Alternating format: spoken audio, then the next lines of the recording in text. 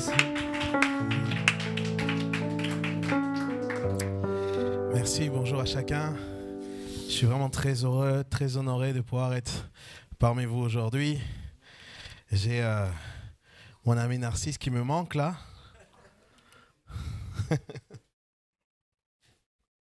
Mais bon, je suis sûr que le connaissant, il regarde par Internet lui aussi. Est-ce que ça va? Je suis vraiment très heureux de pouvoir vous retrouver. Je vois des visages que je connais.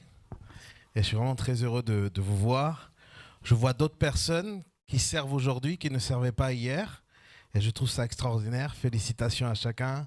Félicitations aussi pour tout ça, pour l'équipe que vous avez mis en place, pour cette rénovation finalement, qui permet aujourd'hui que pas simplement vous, mais aussi tous les internautes puissent bénéficier de ces temps de culte. Vous savez, s'il y a quelque chose de positif au temps qu'on vit, c'est au rayonnement de l'évangile que maintenant on peut avoir sur Internet.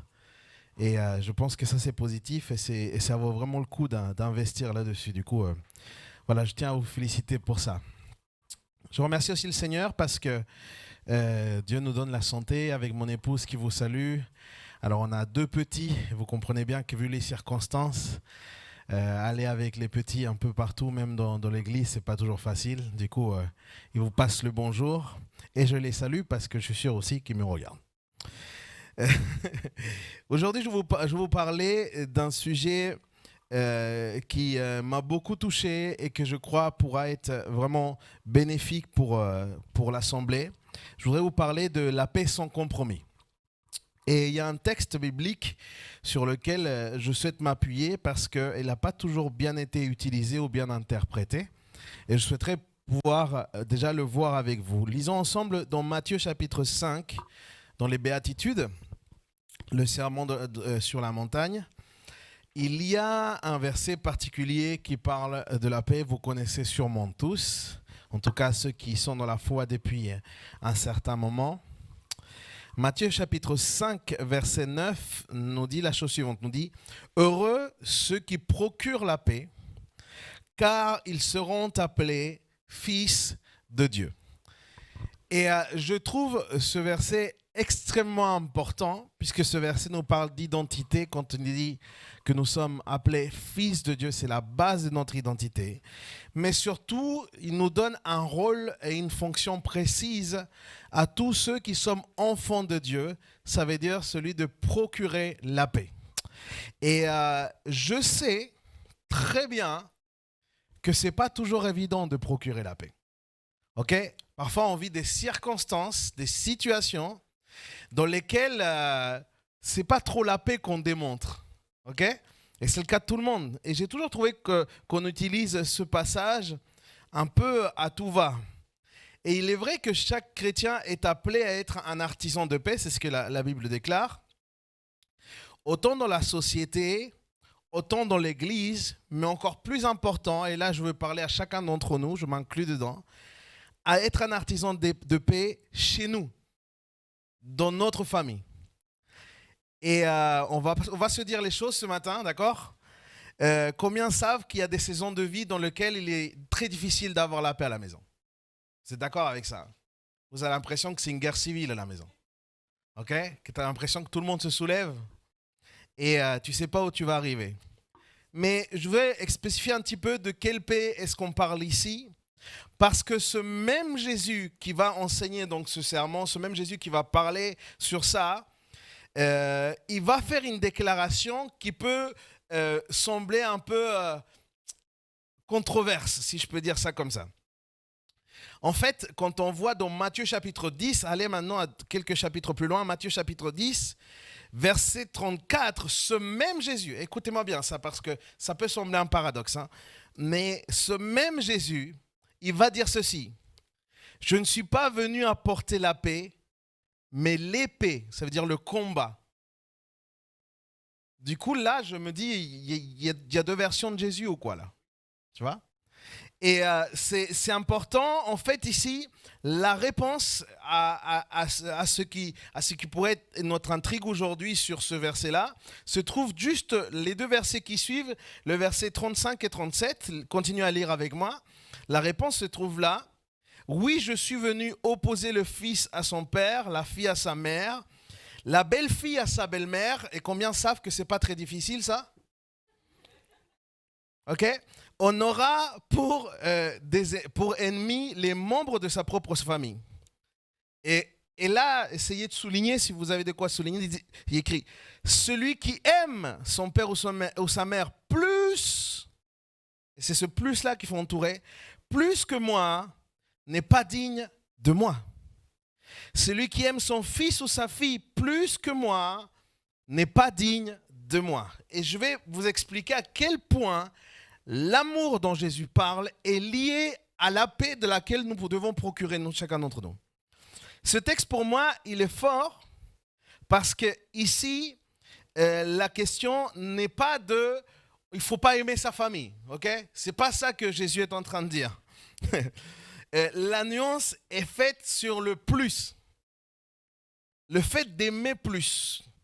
Parce qu'il y en a certains qui, au bout de la marche, quand on avance avec Jésus, il y a quelque chose de base. Quand on apprend à connaître qui est Dieu, Dieu se révèle aussi comme un Dieu jaloux, okay? Comme un Dieu qui demande l'exclusivité.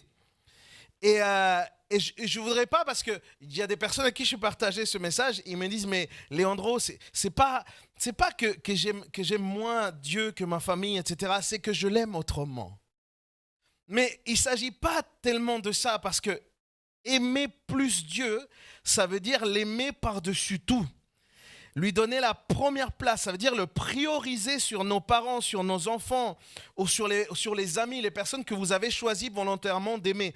Mais l'aimer par-dessus ça, ça veut dire que même si cela peut sembler un peu fou, parce que quand on n'est pas à Christ, le lien d'amour avec Dieu est incompréhensible.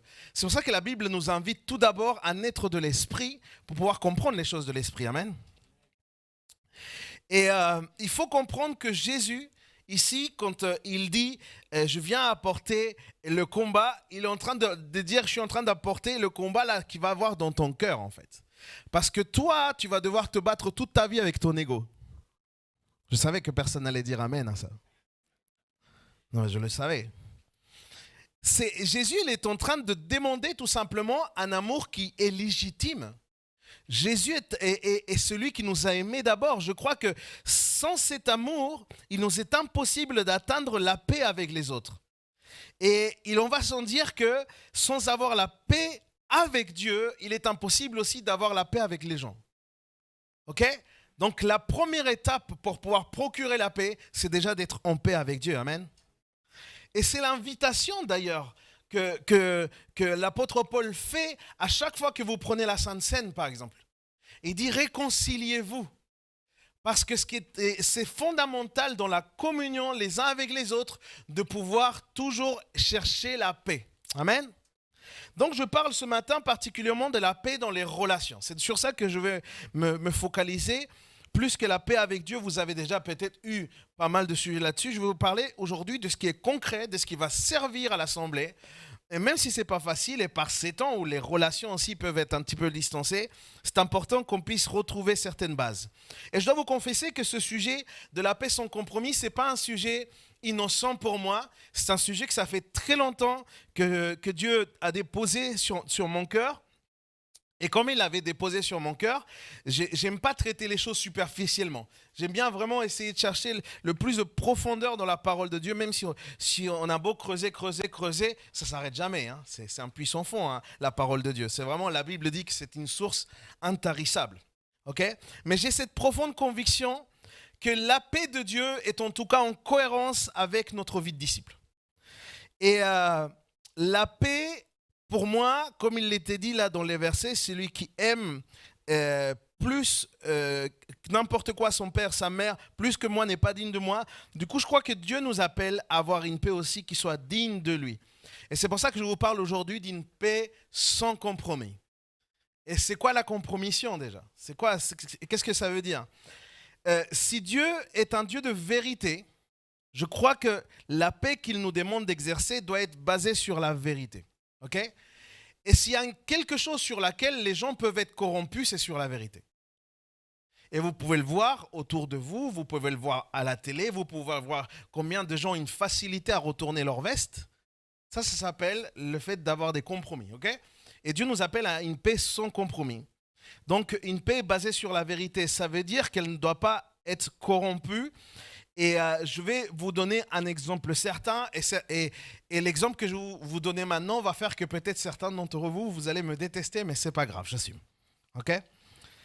Si ton fils ou ta fille, ok, arrive à un âge difficile, parce que là, les gars, ils sont gentils, ils sont derrière l'ordi et tout ça, mais ils sont passés aussi par des âges difficiles, les gars. Il faut avouer les choses, ok? Si ton fils ou ta fille, ok, il est chez toi et commence à vivre vraiment dans une espèce de désobéissance constante, ok? Si ton fils ou ta fille commence à s'abandonner dans un vice, si dans ta relation de couple, il y a un vice qui commence à rentrer, si par exemple ton fils qui arrive à un certain âge, il fait rien dans la maison, tu vois, mais genre il se lève et s'il y a la grâce de Dieu, il se douche pour le bien de l'humanité. Ok? Mais il y en a comme ça, il y en a des comme ça, hein, d'accord? Et si toi, pour maintenir la paix, tu décides de rien dire, je suis là pour te dire que c'est pas ça la paix de Jésus. Ok? C'est pas ça la paix de Jésus. Ce n'est pas non plus de la sagesse pour dire non mais il faut être calme. Non, non, non.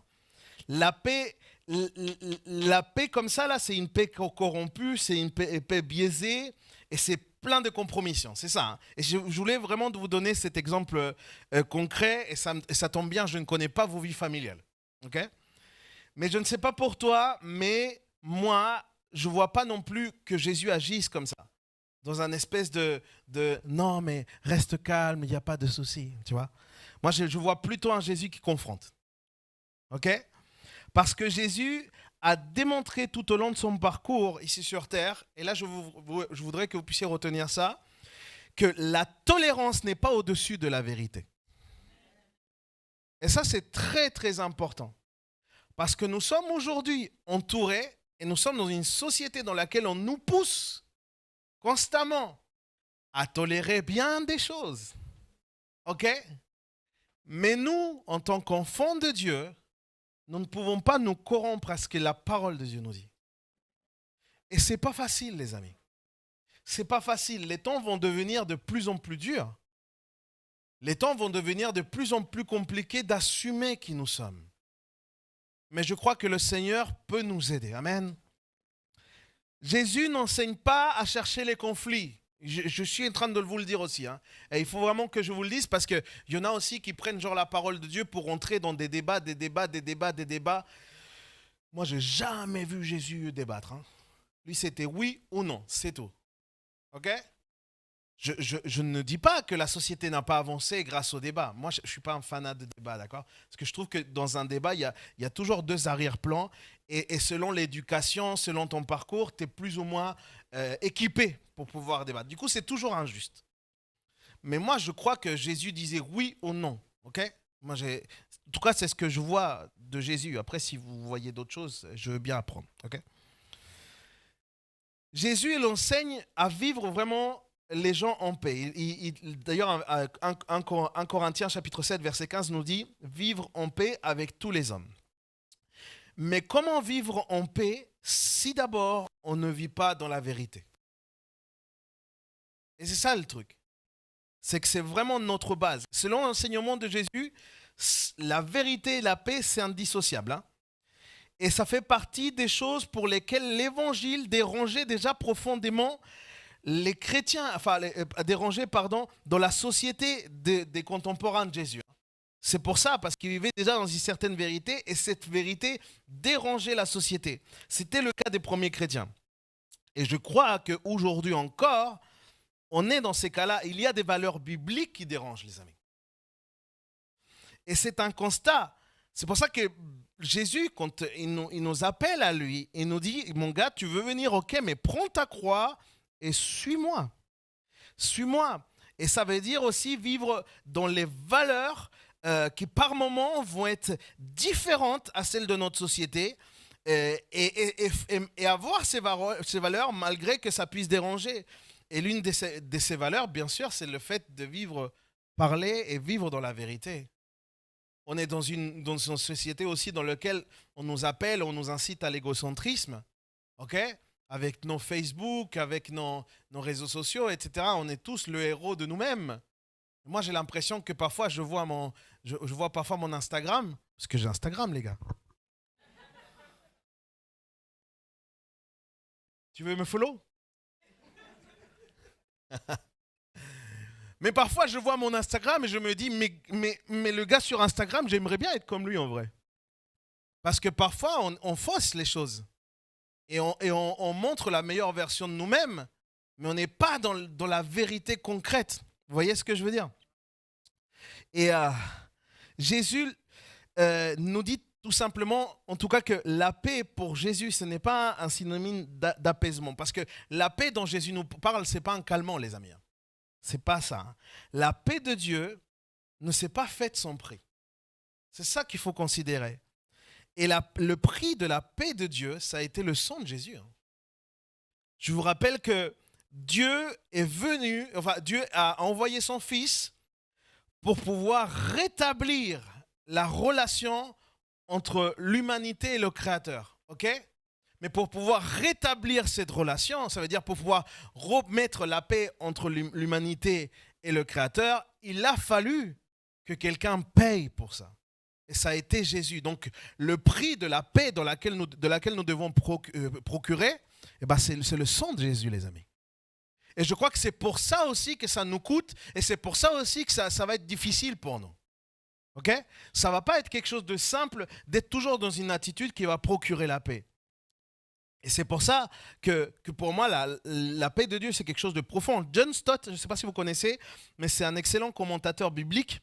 Il va dire même, parlant des situations dans lesquelles on parle de paix, qu'affirmer qu'il y a de la paix dans des situations où il n'y en a pas, fait de nous de faux prophètes.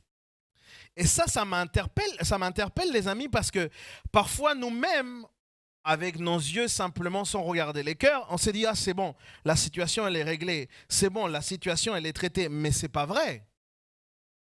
Tant qu'on ne confronte pas les choses, tant qu'on ne dit pas les choses, tant qu'on n'a pas traité les choses, la situation elle est là.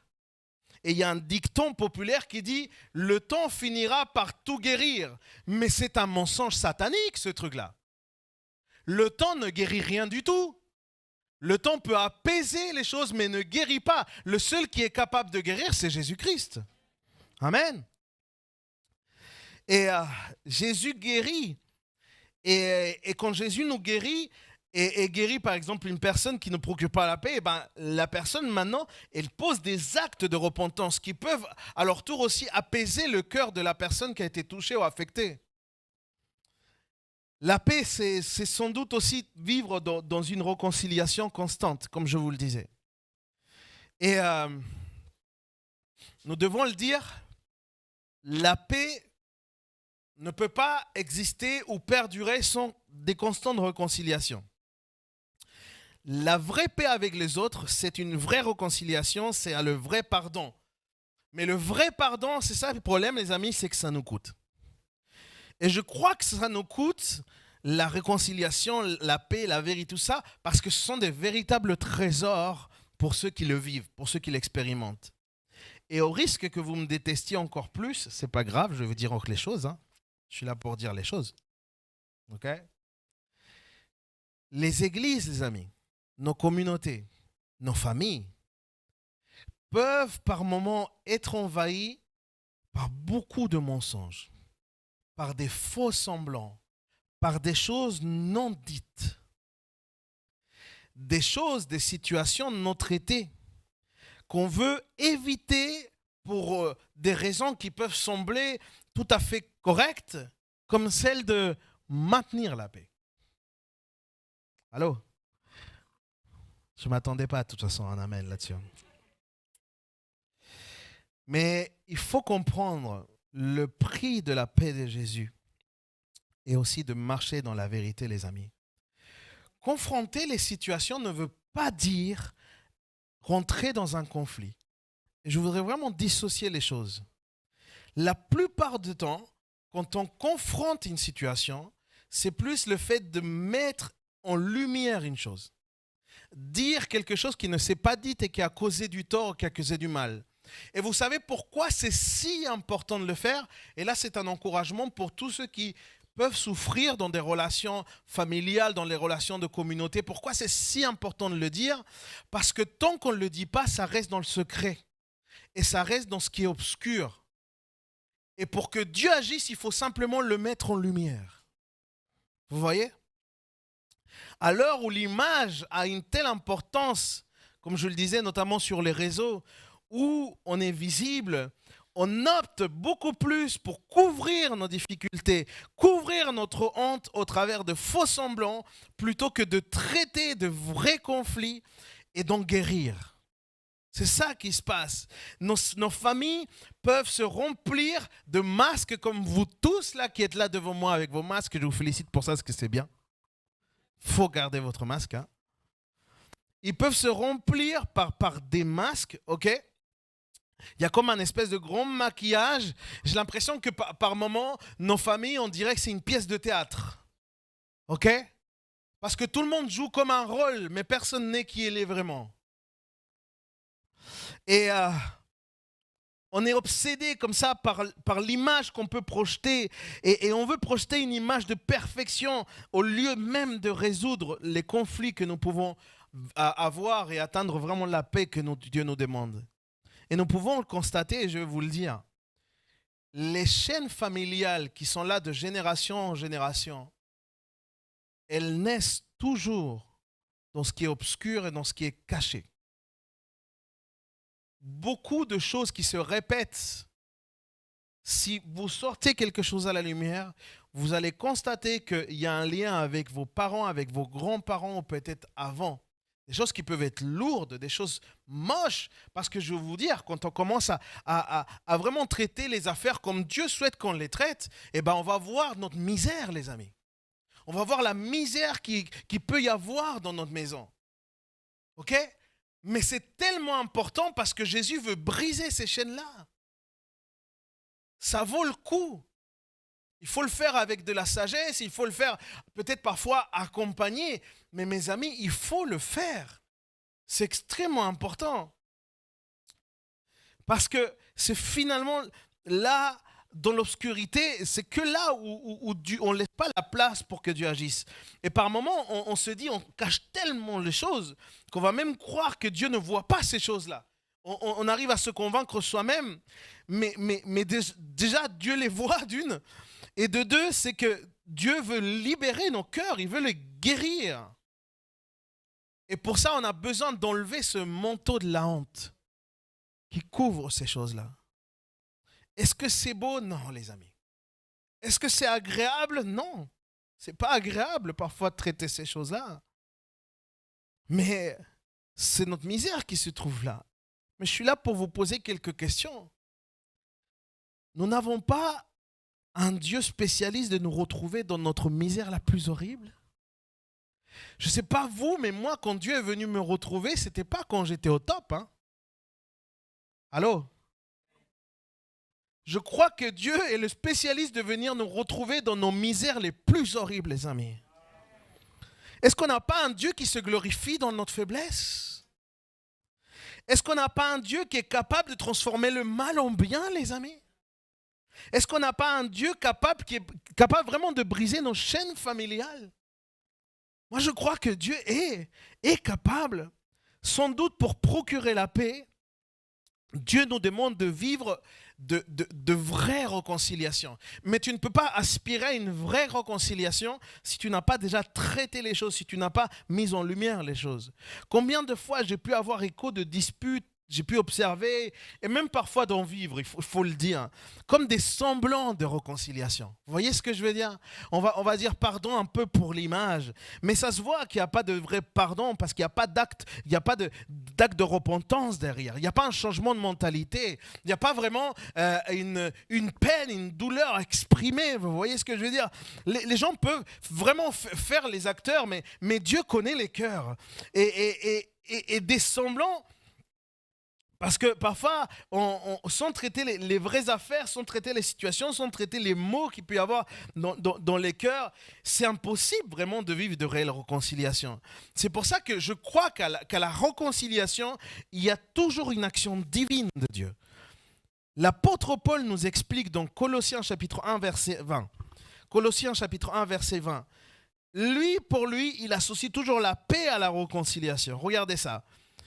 Et par lui, qu'il a voulu réconcilier avec lui-même l'univers tout entier, ce qui est sur la terre et ce qui est au ciel, en instaurant la paix par le sang que son Fils a versé à la croix. Amen.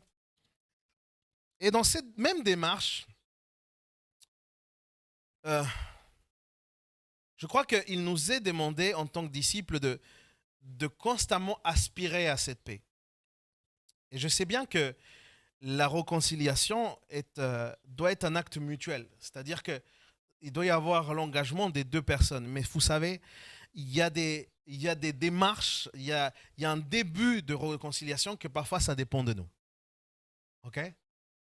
Parfois ça dépend simplement de pouvoir mettre un bon coup, excusez-moi l'expression, un bon coup sur les fesses à notre orgueil. OK? Et pouvoir se dire non, je ne peux pas continuer à vivre comme ça. C'est pas digne de Dieu, ça. Ça, c'est pas digne de la paix de Dieu. Et je vais te dire, quand ça dépend de nous, nous avons la responsabilité aussi de pouvoir nous réconcilier. Ça va nous coûter, oui. Ça va mettre un bon coup à notre orgueil, hein, ça c'est sûr. Mais je vais te dire, en même temps que tu mets un coup à ton orgueil, tu es en train de faire grandir ton humilité.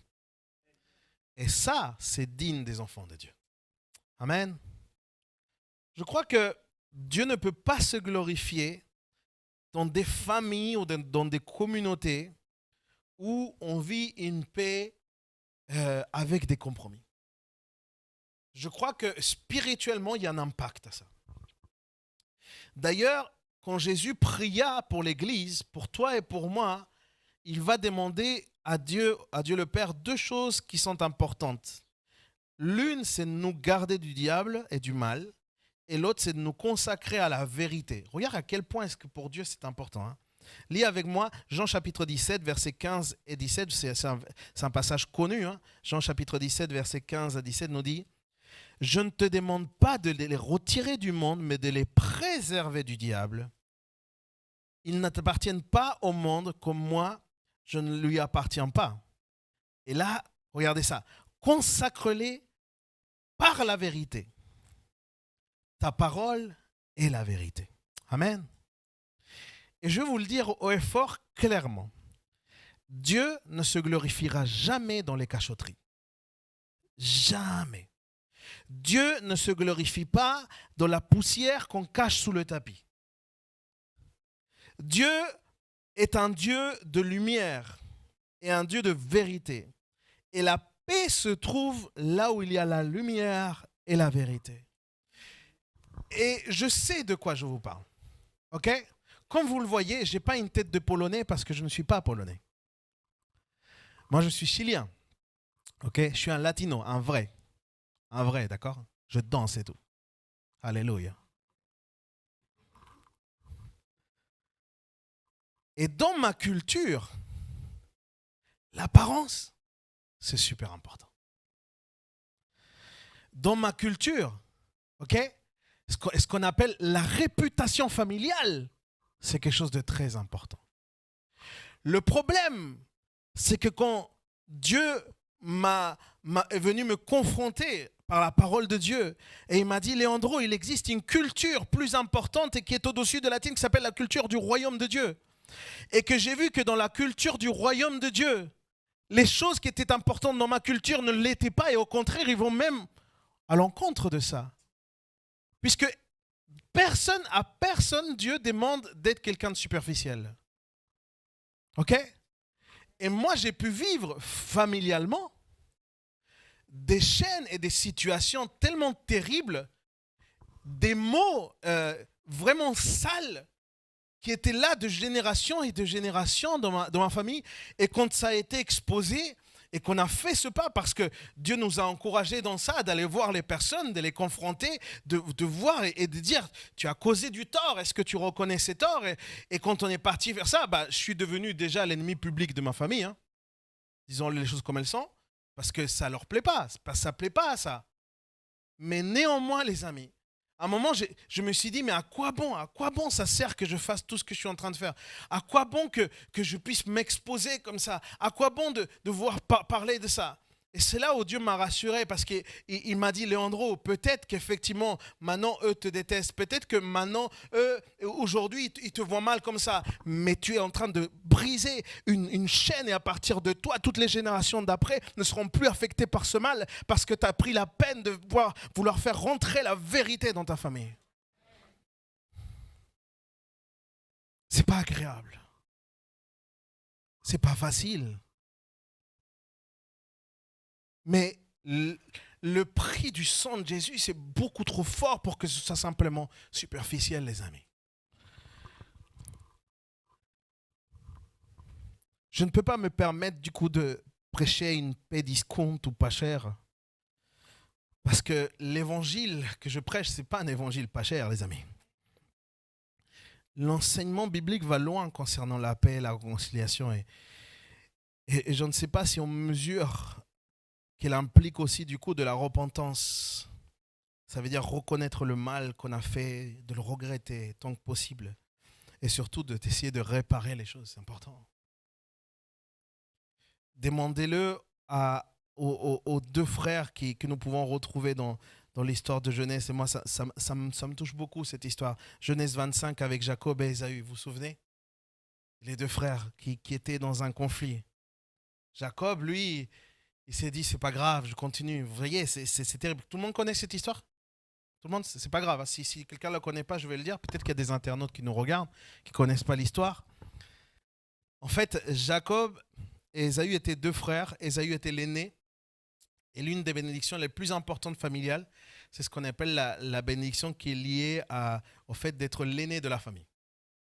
Et la Bible nous raconte que Ésaü va vendre en gros ce droit d'aînesse, cette bénédiction à Jacob dans un moment, on va dire comme ça, de faiblesse.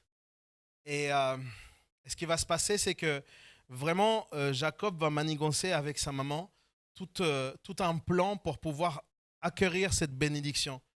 Et quand le papa il va être en train de mourir, Jacob va même se déguiser de son frère. Il va essayer d'avoir la même odeur, etc. pour pouvoir vraiment avoir ce droit d'aînesse. Et le père, il va être vraiment, si je peux dire ça comme ça, il va être trahi dans sa démarche puisqu'il va donner cette bénédiction. À partir de là, Ésaü se promet à lui-même de tuer son frère. Il dit, non, là, ce que tu m'as fait, c'est la pire des choses que tu aurais pu me faire. Et la haine était telle que la maman ne trouve pas autre chose à faire que demander à Jacob, donc celui qui avait volé la bénédiction, de fuir. Il dit, sauve-toi, c'est pour ta vie là, il faut que tu partes. Et ce qui est très fort, les amis, c'est que la vie de Jacob va être une vie pleine de ça, et une vie pleine d'usurpation. D'ailleurs, dans le nom de Jacob, il y a ça, il y a le fait d'usurper. Et il va vivre comme ça, il va fuir de son frère. Quelque part, comme je vous le dis, il ne va pas chercher la réconciliation, ni à reconnaître ses torts, ni quoi que ce soit. Il va simplement fuir. Et j'identifie ce même phénomène pour nous, les amis. Parfois, on a des situations graves ou des choses qu'on a pu commettre. Et parfois, la seule chose qu'on fait, c'est fuir. Ou peut-être quelqu'un vous a fait du tort et vous vous sentez aujourd'hui touché par ça. Et la personne ne fait qu'une chose, c'est fuir. Et voyez-vous, Jacob, à un moment, alors qu'il est vraiment dans un moment de crise, Jacob va avoir un rendez-vous extraordinaire avec Dieu. D'accord ? Et dans ce rendez-vous, Dieu va transformer le cœur de Jacob. Et il va même lui changer le nom. Il ne va plus avoir ce poids sur lui d'être un usurpateur. Il va avoir un nouveau nom. Okay? Et c'est vraiment tout cet aspect d'identité, de transformation. La repentance provoque ça, les amis. La vraie repentance, c'est le métanoïa, c'est le changement de mentalité. C'est ça, en fait. C'était en train de changer absolument toute la vie de Jacob. Et à un moment, c'est tellement la conviction de l'œuvre puissante de Dieu sur sa vie qu'il se dit, je ne peux plus continuer comme ça. Je vais aller retrouver mon frère. Il faut maintenant que je puisse me réconcilier. Et lui savait qu'il y avait une condamnation sur lui. Il savait qu'il avait une épée Damoclès sur lui. Il savait qu'en retrouvant son frère, le plus grand risque, c'était tout simplement de perdre sa vie. Et pas simplement sa vie, mais celle de tous ceux qu'il aimait. Et Jacob, il va y aller. Il va y aller quand même, avec ses convictions dans le cœur, ok? Que la paix est bien plus importante que ce qu'on le pense. Et il va y aller. Et quand il va s'approcher, Ésaü, il va venir lui équiper, quoi. Il va venir avec tout ce qu'il faut pour les exterminer, ok? Il va vraiment venir dans une attitude de guerrier. Et au moment où ils allaient se rencontrer l'un à l'autre, Jacob va faire un geste qui est juste extraordinaire. La Bible dit que Jacob va se mettre à genoux et il va s'humilier. Et il va le faire plusieurs fois. Okay, il va le faire même 7 fois. Le 7, c'est le chiffre de la perfection dans la Bible. Le chiffre complet. Ça veut dire que Jacob, par ce geste, était complètement repenti de ce qu'il avait fait. Okay? Et là, je me dis, mais qu'est-ce qui s'est passé dans le cœur d'Ésaü?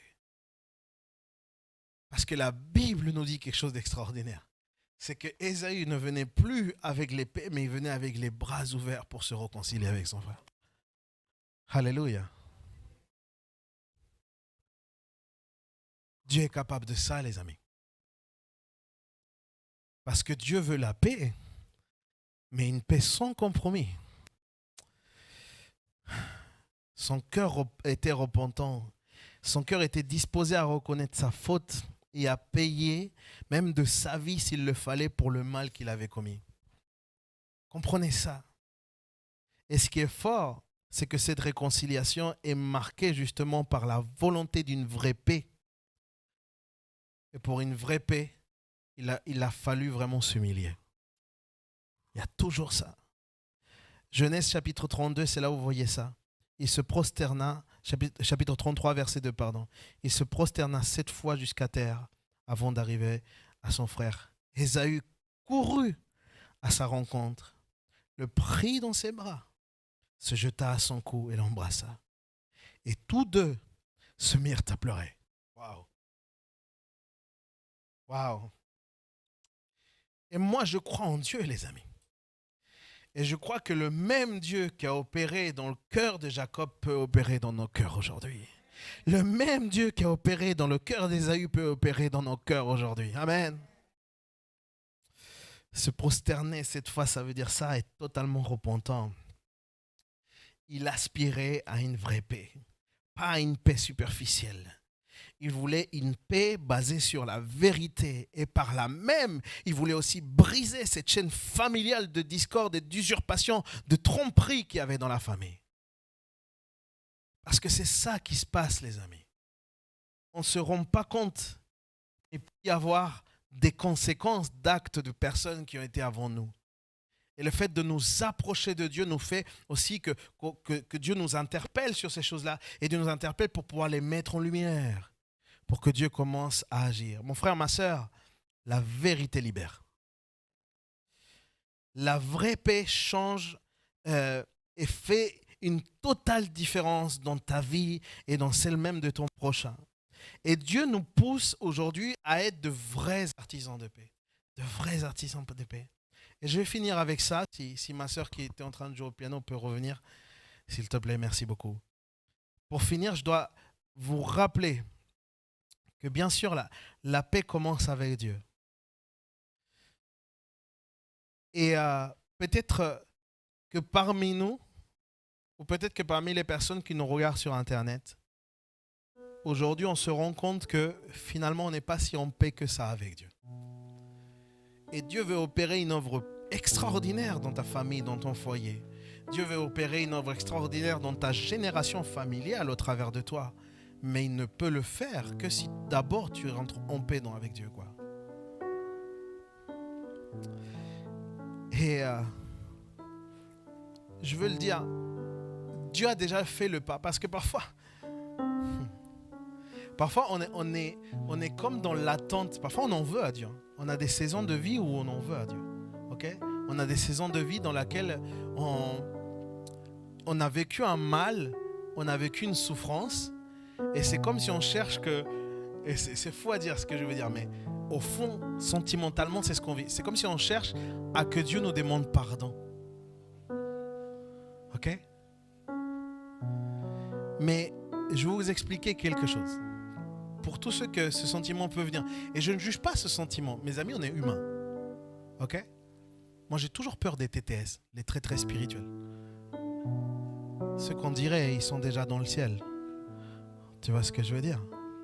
Ils n'ont jamais de soucis, tout va bien. Tu dis, bonjour mon frère, ça va? Oui.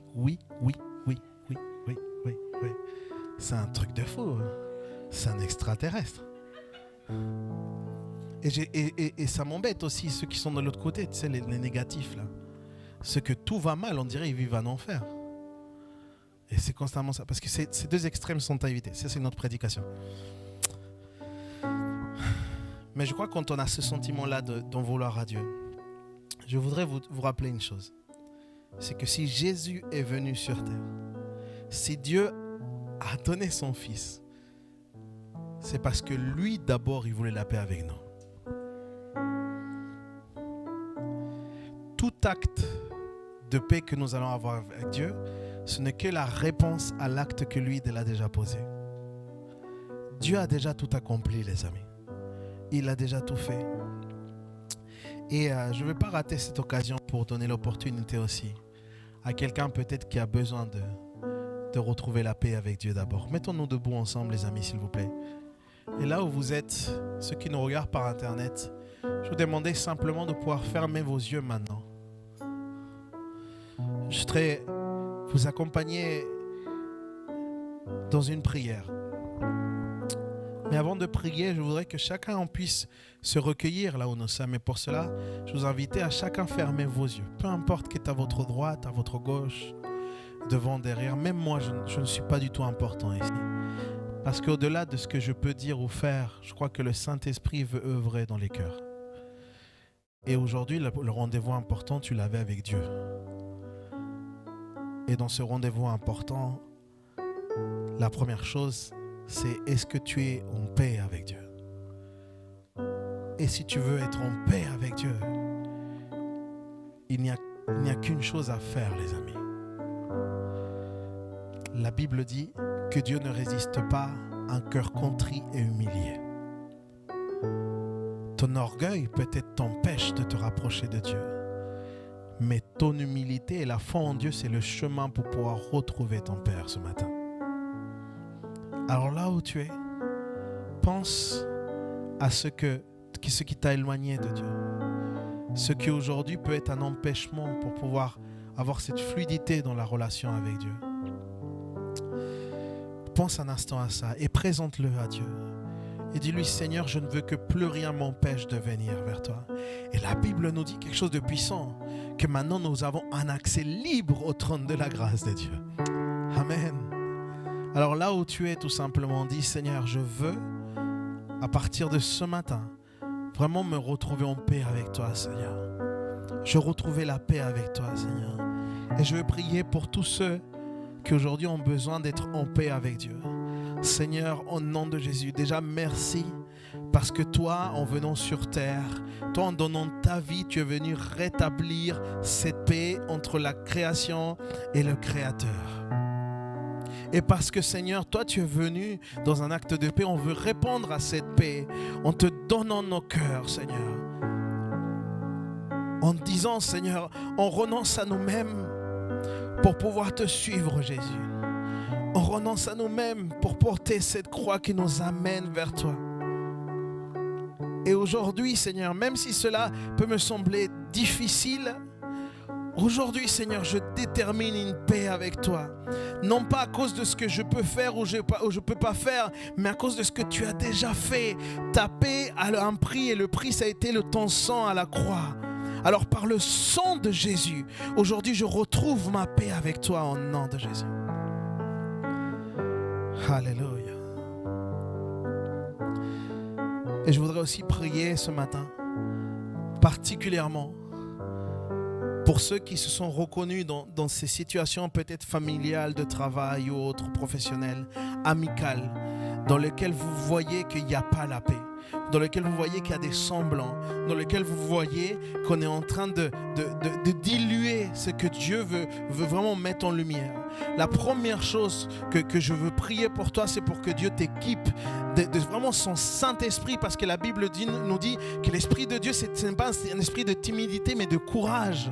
Alors que Dieu te donne le courage au nom de Jésus, au travers de son Saint-Esprit, déjà pour confronter toi-même cette situation, pour être honnête avec tes sentiments, pour être honnête avec ce que tu as vécu, mais aussi pour avoir la sagesse, le moment adéquat, pour pouvoir aussi aller vers ces personnes qui t'ont provoqué du mal, pour demander de l'aide si tu en as besoin, pour pouvoir avancer vraiment libre et dans la vérité de Jésus. Seigneur, je proclame, Seigneur, qu'au travers de cette parole, qu'il puisse produire des fruits dans les cœurs, et que, Seigneur, il puisse avoir toutes les œuvres qui vont accompagner tout ça. Seigneur, prépare les cœurs, dispose, Seigneur, les situations, afin, Seigneur, que les choses soient traitées, Seigneur, que toutes ces choses qu'on veut mettre sous le tapis, que toutes ces choses qu'on veut garder dans les cachotteries, que toutes ces choses qu'on veut garder dans l'obscurité, maintenant, Seigneur, apparaissent, Seigneur, et soient mises en lumière, pour qu'enfin, Seigneur, toi, tu puisses intervenir, pour qu'enfin, Seigneur, toi, tu puisses mettre ta main au nom de Jésus. Seigneur, nous prions pour tous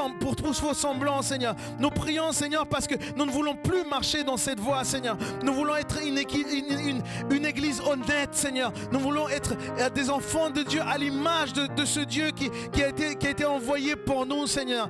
Toi, tu n'as pas fait semblant à la croix. Toi, tu as donné ta vie à la croix, Seigneur. Nous ne voulons pas vivre dans des faux semblants, Seigneur.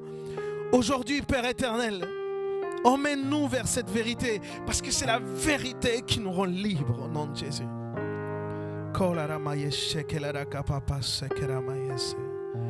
Merci, Seigneur, pour ce que tu vas ouvrir. Merci, Père éternel. Seigneur, que chacun de ceux qui prennent des décisions ce matin puisse sentir que tu es avec eux. Et parce que tu es avec eux, Seigneur, ils vont pouvoir réussir ce que tu disposes dans leur cœur. Nous te bénissons encore, Seigneur, pour ces instants. Nous bénissons, Seigneur, aussi les cœurs de tous ceux qui nous regardent sur Internet. Seigneur, tu les bénis, Seigneur. Tu bénis chacun d'entre nous, Seigneur. Au nom de Jésus. Amen. Amen. Amen.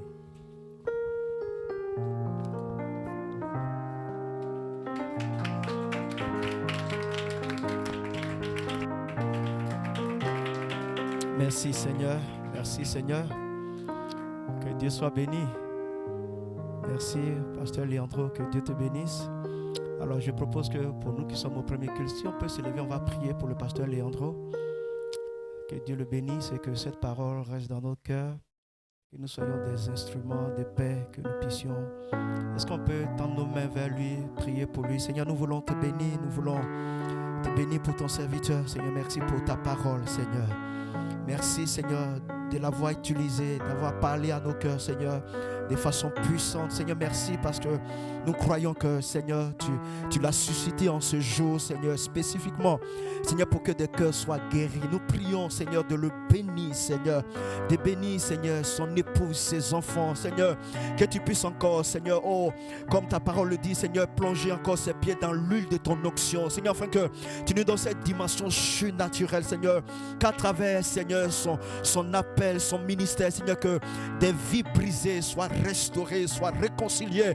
Père, nous prions ce matin que tu puisses, Seigneur, l'enrichir davantage, Seigneur, dans le nom de Jésus, pendant que nos mains sont levées, Seigneur, en signe d'accord mutuel, nous bénissons, Seigneur, ton serviteur, nous bénissons, Seigneur, son ministère. Nous prions, Père, que tu puisses le garder, le préserver, que tu puisses le rassasier des jours, afin qu'il puisse impacter, Seigneur, sa génération.